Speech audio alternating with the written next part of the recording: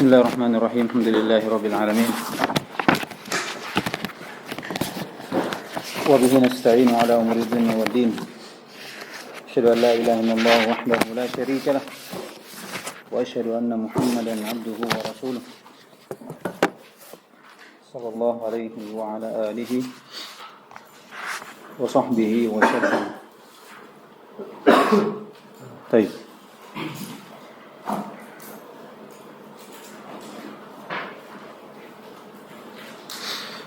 Sebelumnya kita sudah mengambil beberapa pokok ya, kaitan tentang apa yang akan disebutkan oleh musannif di sini dari penyebutan sifat, baik itu dalam bentuk penetapan, secara mujmal ataupun mufassal, kemudian atau dalam bentuk penafian secara mujmal dan mufassal. Baik. Qala rahimahullahu ta'ala naqulu fi tauhidillahi mutaqidina bi taufiqillah innallaha wahidun la syarika lah wa la syai'a misluhu wa la syai'a yu'jizuhu wa la ilaha ghairuh. Dan terakhir kita sebutkan bahwasanya kalimat la syai'a misluhu wa la syai'a yu'jizuhu wa la ilaha ghairuh ini tafsil dari apa yang sebelumnya, innallaha wahidun la syarika lah. Wahidun fi rububiyyatihi, wahidun fi uluhiyyatihi, wahidun fi asma'i wa sifatihi. La syarika lah, la syarika fi uluhiyyatihi wa asma'ihi wa sifatihi. Bisa? Iya. Ini jadi jumlah yang setelahnya ini itu rincian dari apa yang sebelumnya. Dia menjelaskan dengan 3 hal tersebut. Oleh karena itu disebutkan oleh Syekh siapa kemarin? Syekh Saleh Al-Syekh Habibullah dikatakan la syai'a lah, la syai'a misluhu. Ini kembali kepada tauhid asma wa sifat. Wala yunjizuhu wala syai'a yujizuhu ini musbitun li tauhid rububiyah. Ya kan? Wala ilaha ghairu ini musbitun li tauhid al-uluhiyah. Iya, itu cuman kita punya pembahasan sendiri pada 3 kata ini. Iya. Kata beliau wala syai'a misluh. Ini ucapan musannif rahimahullah itu diambil dari firman Allah Subhanahu wa taala. Laisa kamitslihi syai'. Laisa kamitslihi syai'. Kemudian dari secara umum dari firman Allah Subhanahu wa taala, hal ta'lamu lahu samia. Kemudian ayat lain, fala taj'alu lillahi andada. Kemudian yang lainnya lagi, fala tadribu lillahi al-amsal. Ini semua dalil-dalil yang menunjukkan bahwasanya Allah tidak ada yang semisal dengannya. Allah yang tidak ada yang semisal dengannya. Dan di sini penafian sifat datang dalam bentuk apa? Mujmal. Yang dimana penafian datang secara mujmal itu diinginkan dengan makna apa?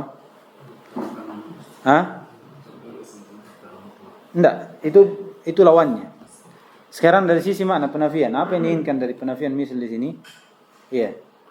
Nafil mumasalah yang pertama jelas. Yang kedua adalah kandungan dari penafian kekurangan dan ujub kepada Allah Subhanahu wa taala. Terhadap sifat Allah. Ya kan? Kemudian dari sisi maksud dari penafian ini, seperti yang tadi Abu Saleh. Abu Saleh menetapkan apa? Iya. Keumuman, kesempurnaan sifat Allah Subhanahu wa taala. Iya, kamalul mutlak.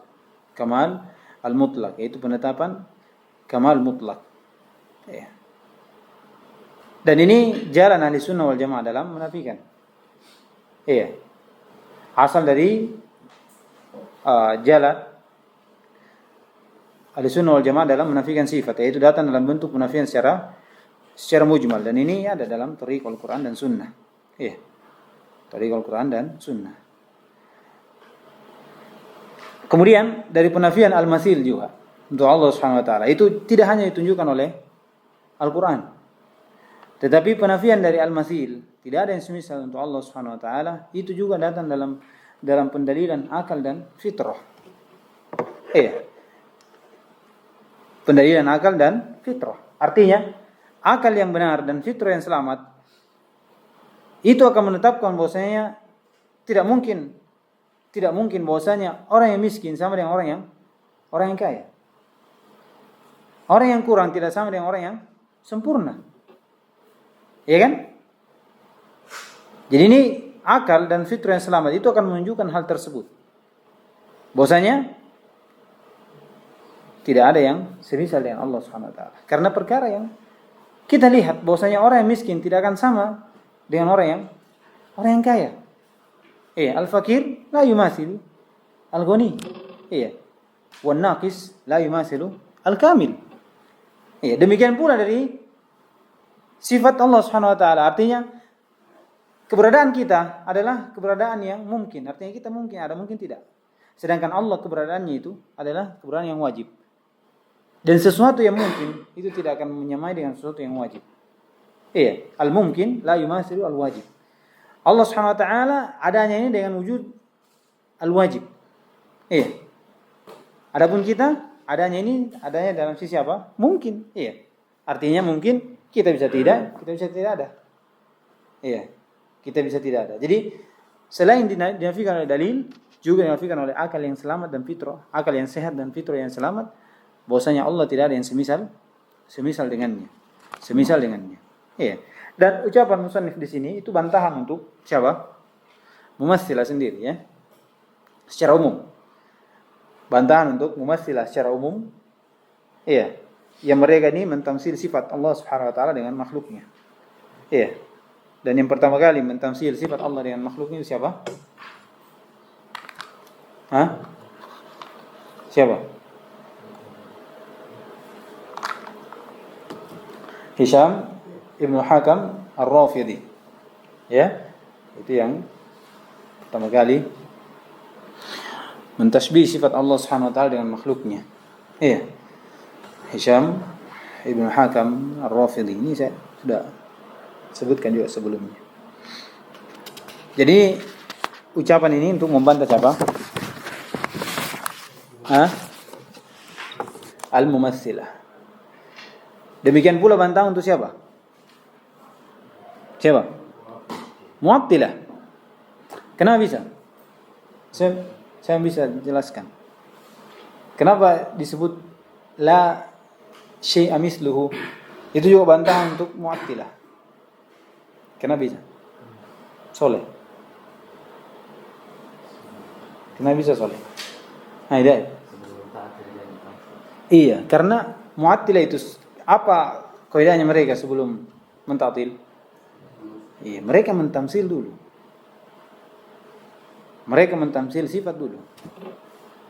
Iya, mereka mengatakan siapa yang menetapkan sifat? Berarti dia mentasbih Allah Subhanahu wa taala dengan makhluknya. Dan mentasbih sifat Allah dengan makhluknya itu sesuatu yang tidak boleh. Laisa kamitslihi syai'. Itu dalilnya. Iya. Itu dalilnya. Jadi dua kelompok ini itu satu jalan mereka.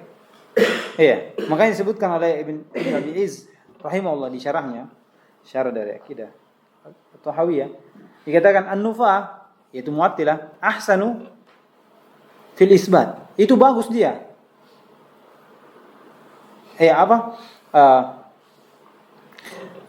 An-nufah itu mereka ahsanu fil nafi fit tanzih afwan. Dia bagus pada pensucian Allah, tapi mereka jelek karena mereka menafikan apa? Hakikat dari makna sifat Allah Subhanahu wa taala. Iya kan? Jadi mereka tuh kalau mentasbih, tak kala mereka semua mentasbih, apa yang mereka inginkan? Allah, mereka menginginkan mensucikan Allah, ya kan? Tidak ada yang semisal dengan Allah. Tapi mereka jelek ketika apa? Karena mereka mensucikan sampai kepada apa? Pentaktilan. Demikian pula mumatsilah, mereka itu bagus dalam penetapan. Tapi mereka jelek ketika apa? Menjadikan penetapan itu sama dengan sifat yang dimiliki oleh makhluk. Iya. Dan ahli sunnah itu apa? Pertengahan dari keduanya. Iya. Isbat bila tamtsil wa tanzih bila ta'til. Iya. Bila ta'til. Mumatsilah ya'budu sonaman. Wal mu'attilah ya'budu adaman. Mumatsilah menyembah sonam karena dia menjadikan Allah seperti dengan makhluknya. Iya. Dan Mu'attilah mengembah sesuatu yang tidak ada. Kenapa? Kenapa bisa? Karena mereka menafikan sifat untuk Allah SWT. Jadi seakan-akan dia menyembah sesuatu yang tidak ada. Dan ahli sunnah wal jamaah ya'budu ilahan wahidan samadan. Jadi itu dari apa? Kalimat la syai'a mislu itu bantahan untuk siapa? Dua kelompok tadi. Mumatsilah dan Mu'attilah. Secara keseluruhan. Cuman Mu'attilah dari sisi sebelum dia mentaktil, dia menyamakan dulu. Baik. Sekarang dari ucapan musannif la syai'a mislu, ini apa yang diinginkan? Penafian di sini apa yang diinginkan? Apakah penafian mumasalah saja, yaitu Allah Subhanahu wa taala tidak memiliki sifat? Atau penafian yang diinginkan adalah menafikan al-ishtirak fi hakikatil ma'na sifat? Yang jelas yang pertama adalah batil. Menafikan mumasalah, yaitu Allah tidak memiliki sifat. Itu bukan jalan dari Sunnah wal Jamaah. Itu jalan siapa? Mu'attilah. Makanya yang diinginkan mumasalah di sini adalah menafikan al-ishtirak, adanya syarikat pada makna hakiki yang menjadi hak Allah Subhanahu wa taala. Adanya menafikan ishtirak pada hakikat sifat Allah Subhanahu wa taala yang sesuai dengan Allah Subhanahu wa taala. Itu yang diinginkan pada penafian al-mathil di sini. Bukan menafikan sifat seperti yang dilakukan oleh Mu'attilah. Tetapi makna dari mathil adalah menafikan adanya syarikat Allah dengan makhluknya pada makna hakikat makna sifat yang sesuai dengan Allah Subhanahu wa taala. Bukan juga dengan makna apa? Menafikan asal makna yang dimiliki pada sifat. Jadi ada dua. Ada dua yang perlu kita ketahui. Ada namanya hakikat makna pada sifat Allah Subhanahu wa taala, ada namanya asal makna. Asal makna ini tidak boleh nafikan, tidak boleh. Misalnya tangan. Ini asal makna tangan apa? Tangan. Ini bersyarikat antara Allah dengan makhluknya. Wajah. Apa mana wajah? Wajah. Nuzul. Yad. Al-qidam. Saq. Al-asabi'. Kan? Al-kaf. Ini semua sifat dari makna, asal makna itu bersyarikat antara Allah dengan makhluknya. Tidak boleh dinafikan. Karena kalau ini nafikan akan jatuh pada Mu'attilah. Tetapi apa yang kita nafikan? Kita nafikan antara adanya hubungan ishtirak, persyarikatan antara makna hakikat yang menjadi sifat Allah SWT yang sesuai dengan kebesaran dan keagungannya. Itu yang kita nafikan. Adanya kesamaan makna antara makhluk dengan Allah Subhanahu wa taala. Katakan laisa kamitslihi syai'. Dengan ungkapan yang sering kita dengar. Tidak ada semisal dengannya. Allah memiliki sifat hidup sesuai dengan kebesaran keagungannya dan manusia memiliki sifat hidup sesuai dengan kekurangannya. Itu maknanya. Jadi jangan sampai kita pahami bahwasanya menafikan al-masal di sini adalah nafi sifat. Itu jalan al-bid'ah. Tapi yang diinginkan di sini nafi apa? Nafi al-ishtirak fi khasaisillah. Menafikan adanya ishtirak pada makna yang menjadi kekhususan untuk Allah Subhanahu wa taala. Allah Subhanahu wa taala.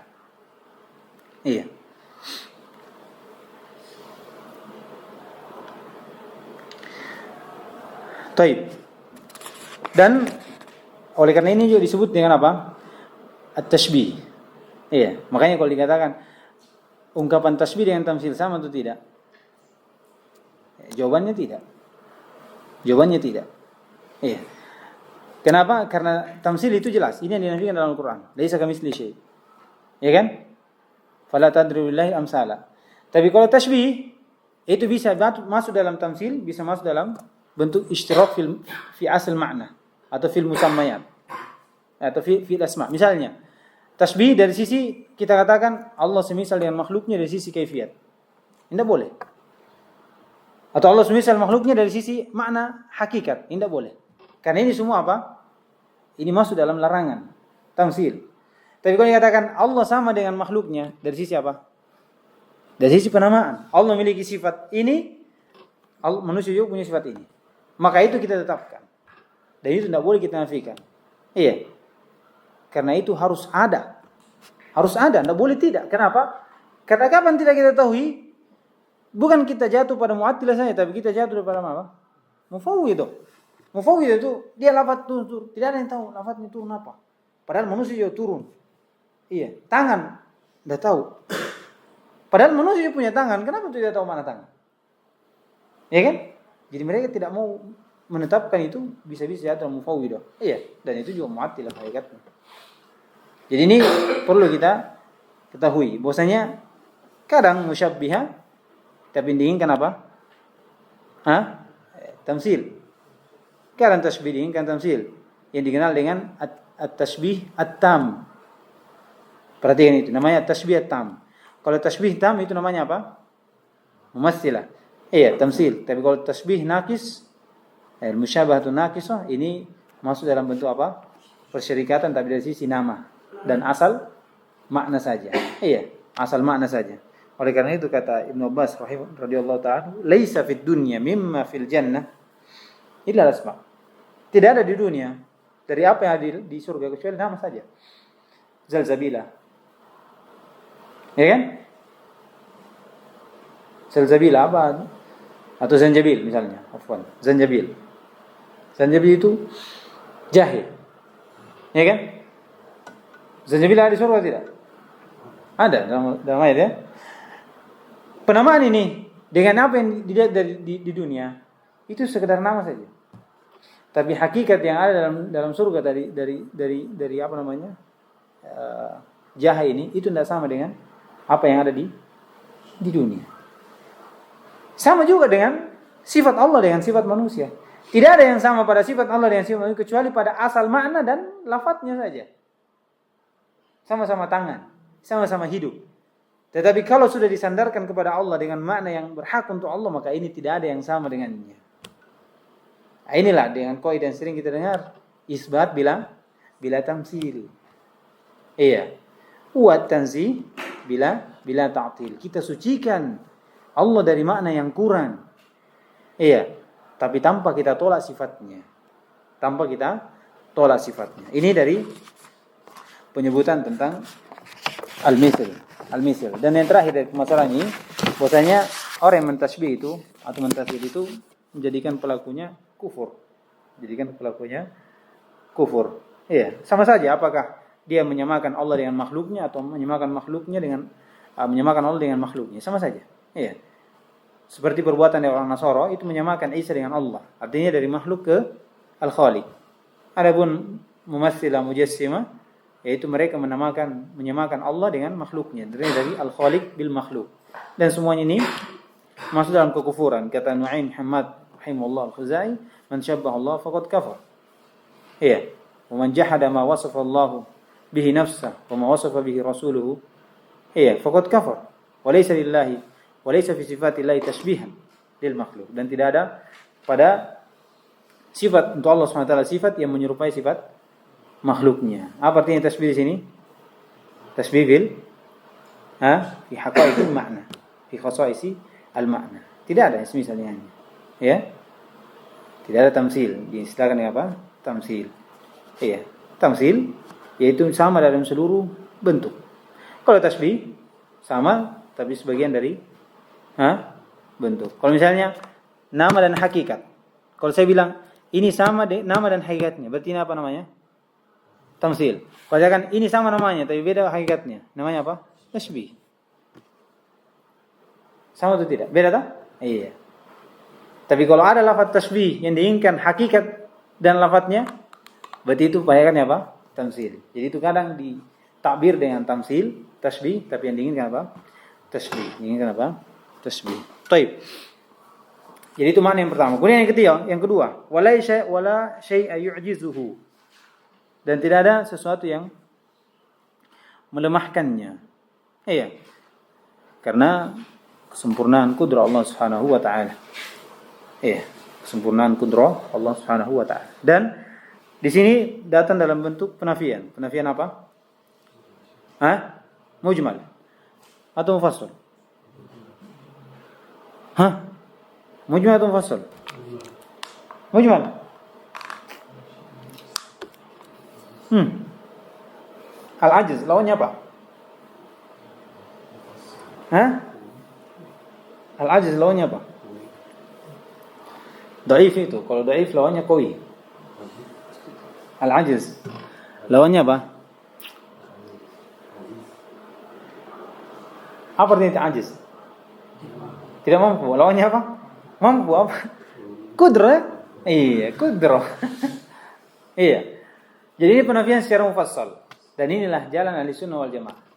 Tadi penafian secara mujmal. Iya. Penafian secara mujmal. Afwan. Penafian secara mufassal ini cabang ya dari asal dari pembicaraan tentang sifat Allah Subhanahu wa taala. Ya. Dan ini kadang sebenarnya disebutkan di kaidah, ya. Jadi ini datang dalam bentuk penafian secara mufassal. Menafikan sifat ajiz, menunjukkan kan kesempurnaan apa? Qudrah. Tapi pada penafian ini itu tidak hanya menetapkan sifat qudrah Allah Subhanahu wa taala, qudrah kamilah, tidak. Tetapi pada penafian ayat ini, iya, sebagaimana dalam ayat itu menetapkan dua sifat untuk Allah. Sifat ilmu dan sifat qudrah. Sifat ilmu dan sifat qudrah. Jadi bentuk penafiannya satu, sifat apa? Al-ajiz. Tetapi hakikat penetapan dari penafian ini itu ada dua sifat. Namanya sifat al-qudrah al-kamilah dengan al-ilm al-kamil. Man dalilnya? Dalilnya dalam ayat. Kata Allah Subhanahu wa taala, "Wa ma kana Allahu liyu'jizahu min syai' fis samawati wala fil ardh. Innahu kana 'aliman qadira." Lihat. Ini ayat Masya Allah. Ini sebagai bukti atau sebagai dalil bahwasanya ketika ada penafian, maka yang diinginkan adalah penetapan. Ketika ada penafian, maka yang diinginkan adalah penetapan. Kata Allah SWT, "Wa ma kana Allahu liyu'jizahu min syai' fis samawati wala fil ardh." Allah tidak dibuat lemah. Tidak ada yang melemahkan Allah Subhanahu wa taala dari sesuatu apapun di langit dan di bumi. Innahu kana aliman qadira. Penetapan dua sifat dari penafian al-ajiz. Kenapa? Karena kadang ketidakmampuan seseorang itu muncul dari dua hal. Karena ketidakmampuannya dan karena tidak adanya ilmu. Makanya ditetapkan dua sifat. Sebagaimana Allah katakan setelahnya, "Wa ma kana Allahu liyu'jizahu min syai'in fis samawati wala fil ardh." Tidak ada yang melemahkan Allah. Innahu, maka Allah katakan dialah Allah. Kana aliman qadira. Jadi menetapkan apa? Lawan dari penafian tersebut. Inilah dalilnya. Kalau ini dalilnya. Kemudian kenapa? Dalil lain dari secara akal jelas. Ya, kenapa harus ditetapkan lawannya? Dalilnya secara jelas. Kenapa? Karena penafian sesuatu itu tidak dikatakan sempurna sampai ditetapkan lawannya. Menafikan sesuatu itu bukan pujian, sedangkan Allah itu dipuji. Alhamdulillahirabbil alamin. Nafyul adam al-adam. Menafikan sesuatu itu menunjukkan sesuatu itu tidak ada gunanya. Tidak ada gunanya. Sesuatu yang tidak ada tidak berguna. Tidak berguna. Ini secara akal. Jadi bentuk penetapan sifat itu wajib. Itulah jalan Ahlussunnah wal Jamaah. Tapi kadang dari penafian sifat itu muncul sifat yang lain. Dua sifat yang bukan hanya fokus pada sifat yang dinafikan. Contohnya ini. Kalau kita katakan qudrah, al-ajiz, itu lawannya apa? Qudrah. Tetapi ditetapkan juga sifat ilmu. Kenapa? Alasannya dua tadi. Alasannya karena kadang ketidakmampuan sesuatu itu muncul dari dua hal. Kadang karena dia tidak mampu dan kadang karena dia tidak ada ilmu. Ya kan? Tidak ada ilmu. Misalnya antum disuruh jawab. Disuruh menjawab pertanyaan. Tapi antum tidak jawab. Kenapa bisa antum tidak jawab? Padahal antum bisa ngomong. Ya kan? Iya, seperti itu. Lihat bagaimana Allah Subhanahu wa taala menetapkan sifat, menafikan sifat kemudian menetapkan kesempurnaan lawannya.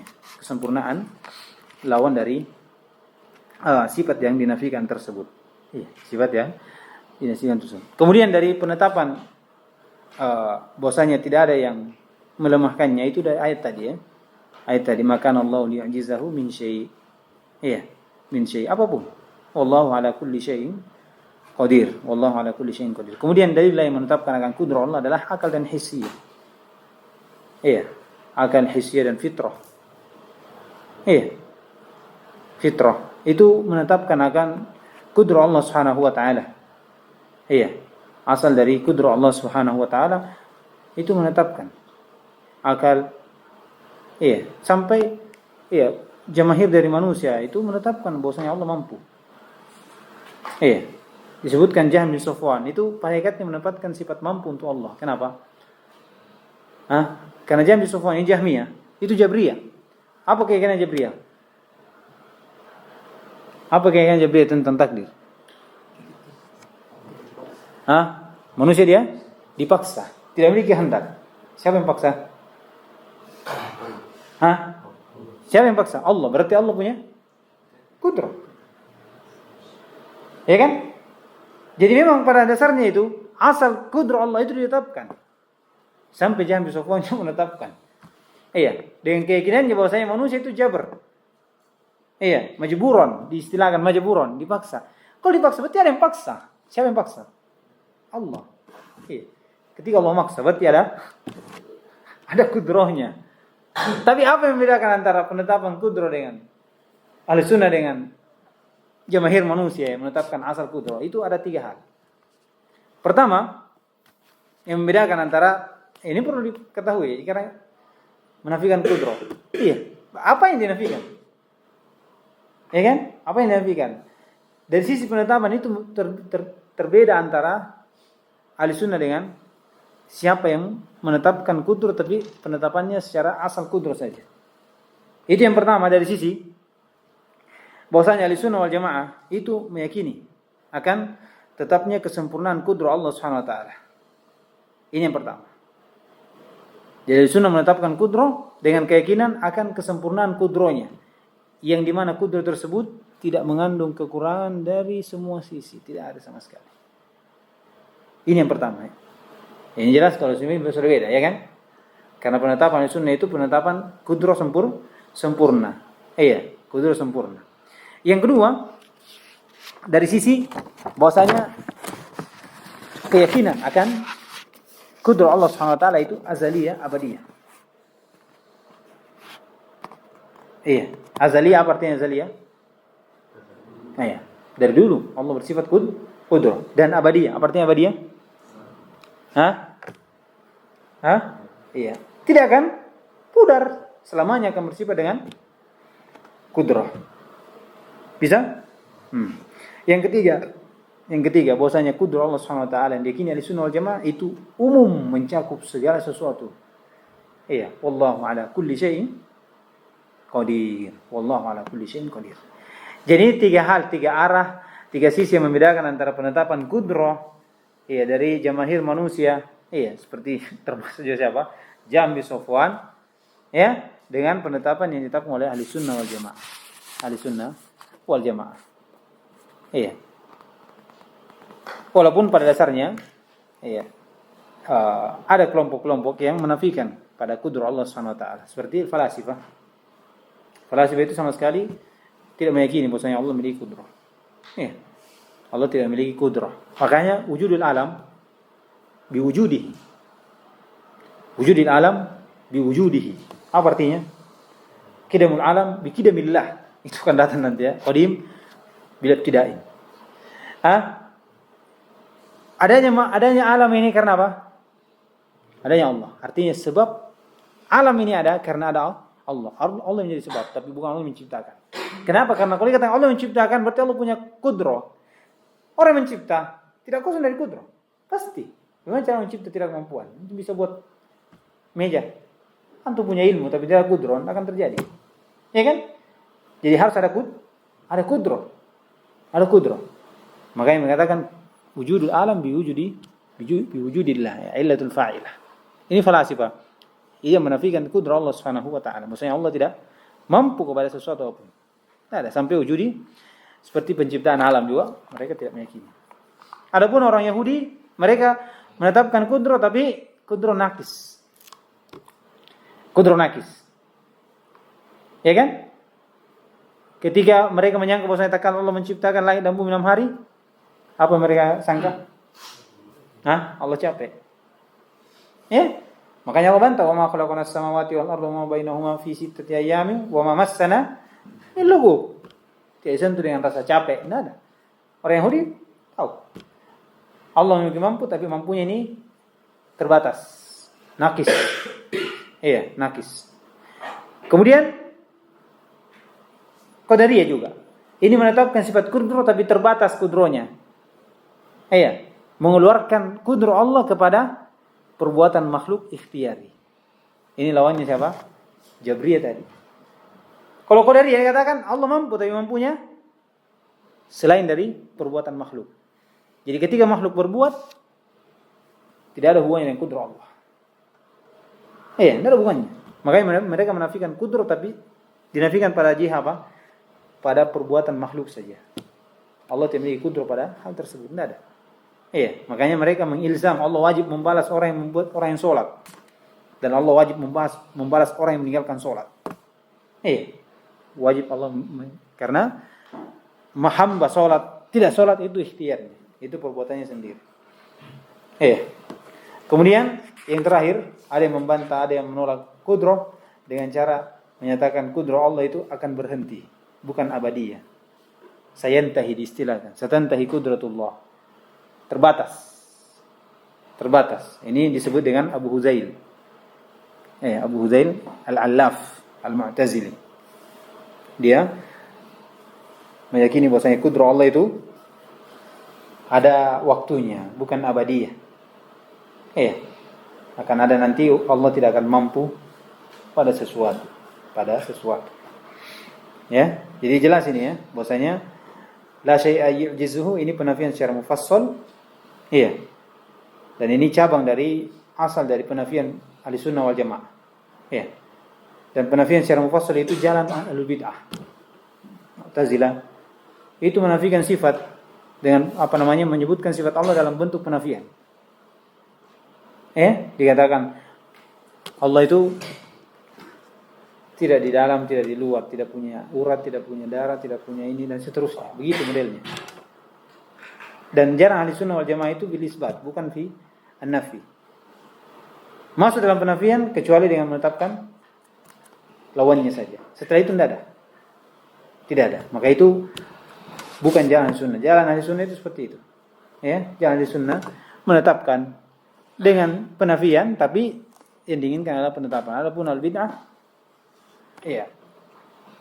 karena memang mereka tidak ingin memuji Allah Subhanahu wa taala. Kalau disebutkan penetapan itu akan menjadikan Allah seperti dengan makhluknya. Mu'tazilah itu tidak mau menetapkan, karena kalau menetapkan berarti Allah berbilang. Allah berbilang. Makanya mereka menamakan Ahlussunnah itu musyabbihah.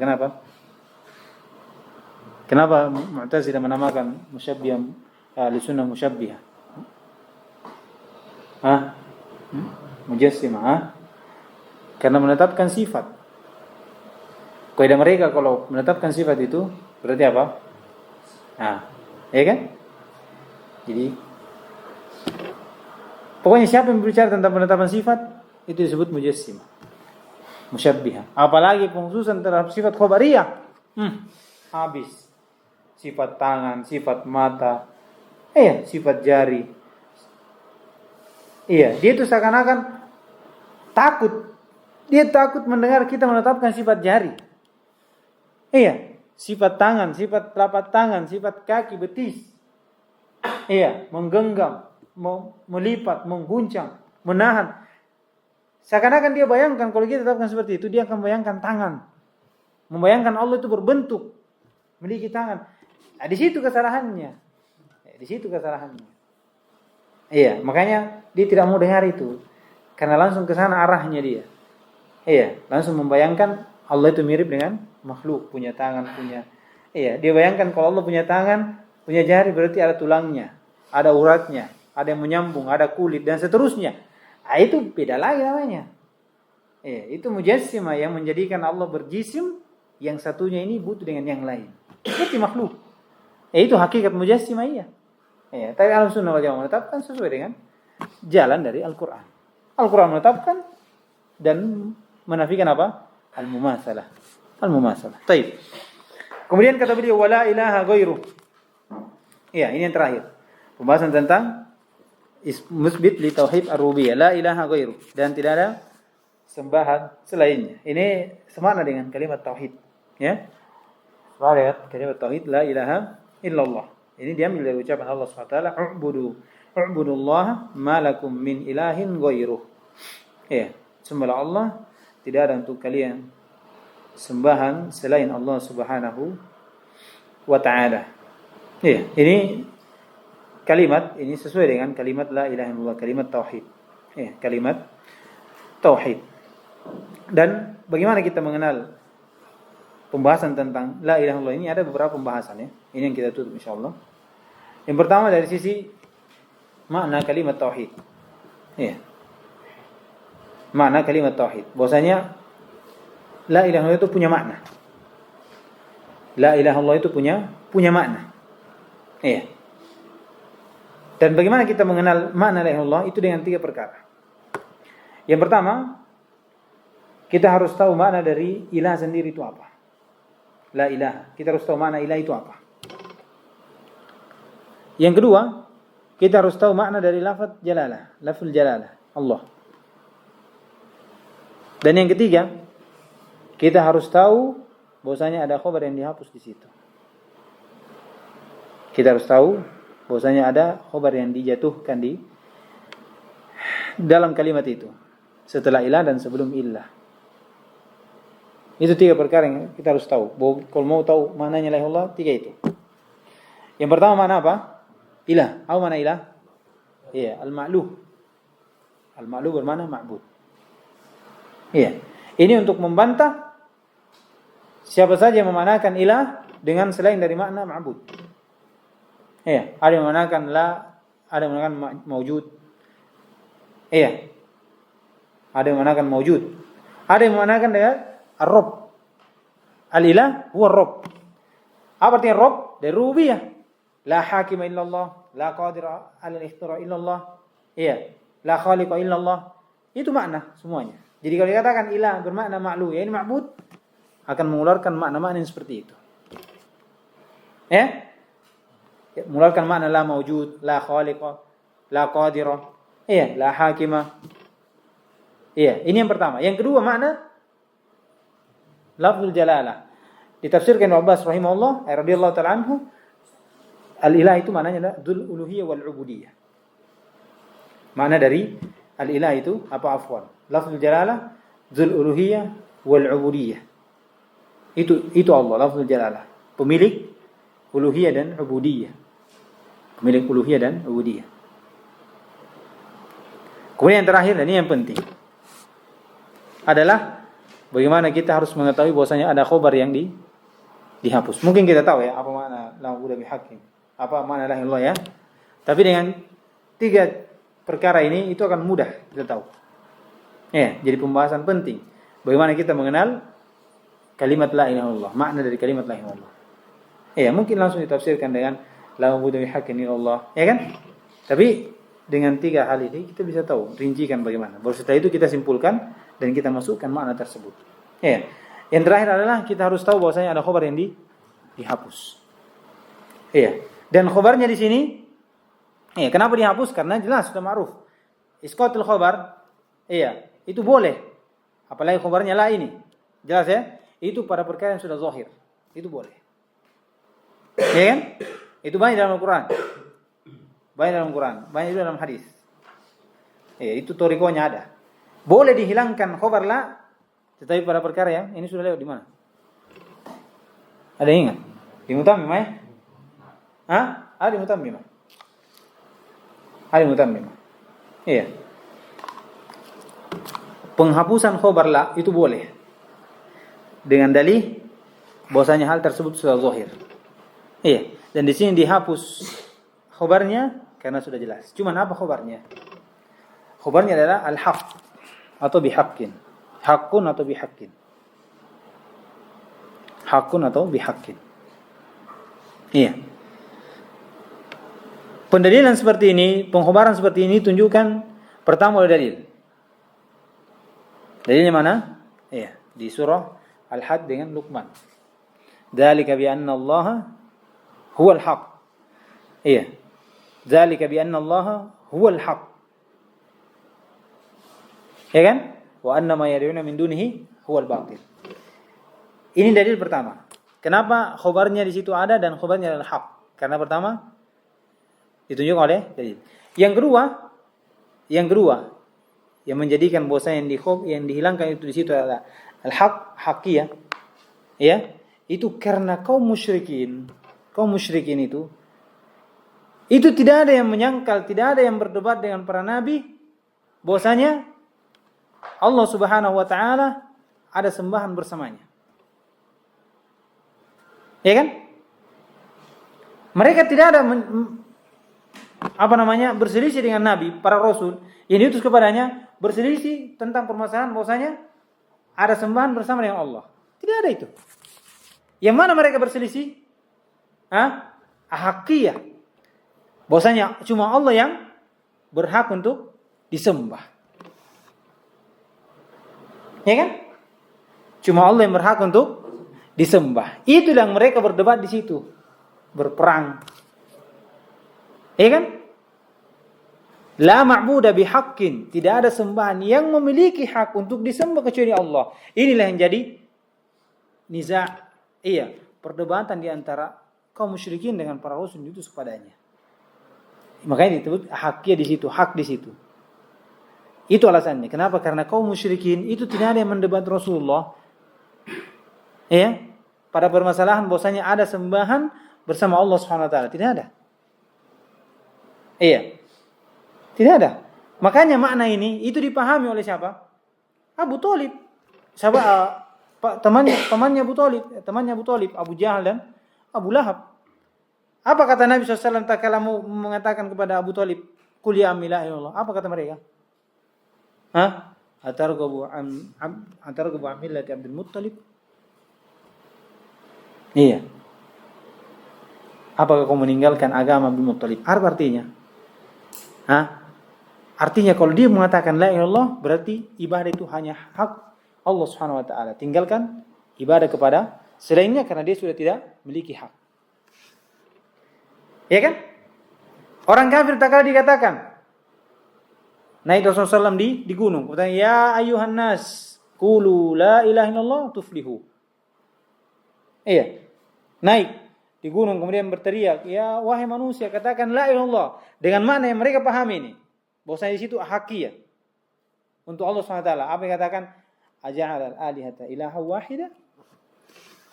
Iya. Maksudnya apa? Apakah mereka ini, Nabi ini mau menjadikan sembahan cuma satu saja? Maksudnya sembahan yang berhak untuk disembah cuma satu saja? Itu Allah. Itu mana? Di dalam ayat lain apa katanya? Wa idza qila lahum la ilaha illallah yastakbirun. Kalau dikatakan mereka menyombongkan diri. Apa dikatakan? Yaquluna inna latariku alihatina li syairin majnun. Apakah dengan ucapan ini, maksudnya kenapa kau perintahkan seperti itu? Apakah mau menyuruh kami untuk meninggalkan sembahan-sembahan kami? Artinya kalau dia ucapkan la ilaha illallah berarti dia harus konsekuensinya apa? Tinggalkan itu. Karena yang berhak cuma siapa? Cuma Allah Subhanahu wa taala. Ya. Ini juga membantah bahwasanya khabar di situ adalah yang diinginkan maujud. Inilah. Iya, karena kalau maujud itu tidak ada yang larang, tidak ada yang mau yang menyelisih orang-orang musyrik. Kalau ditakdirkan maujud di situ, apa takdirnya? La ma'buda maujudun illallah. Tidak ada sembahan yang ada kecuali Allah. Berarti pasti orang musyrik kalau begitu mananya, pasti orang musyrik pasti akan bilang. Dengan mudahnya pasti akan bilang, iya, la ilaha illallah. Tapi kenapa menolak? Dengan tolakannya ini dengan ucapan yang mengarah kepada situ. Inna la tariku alihatina. Dengan ucapan itu apakah kami akan meninggalkan sembahan-sembahan kami? Maksudnya kami tidak beribadah lagi kepadanya. Menyerahkan itu pada Allah SWT saja. Tidak mau. Makanya dia tolak. Jadi itu ya. Jadi berarti makna hakikat dari itu apa? La ma'budu bihaqqin illallah. Cuma katakan kenapa bisa ma'bud, kenapa bisa hayatkan, kenapa bisa Allah, maknanya Allah. Itu dengan 3 jalan tadi. Makna la ilah, kemudian apa lagi? Makna ma'bud, lafzul jalalah, kemudian terakhir ada khobar. Kemudian kenapa dia hapus khobarnya? Karena Al-Quran. Yang kedua, kenapa khobarnya hak? Iya, karena kaum musyrikin tidak mendebat Rasulullah SAW. Iya, dengan makna kecuali dengan makna hakiyah. Kalau dikatakan ada sembahan bersama Allah, mereka iyakan. Iya, ada sembahan bersama Allah, ada. Tapi kalau dikatakan tidak ada sembahan yang berhak yang disembah kecuali Allah, maka pasti apa? Mereka akan menolak karena dia tahu maknanya. Dia tahu maknanya. Inilah kecerdasan orang-orang musyrik di zaman Rasulullah SAW, ya. Ya, beda dengan syirikan di zaman sekarang.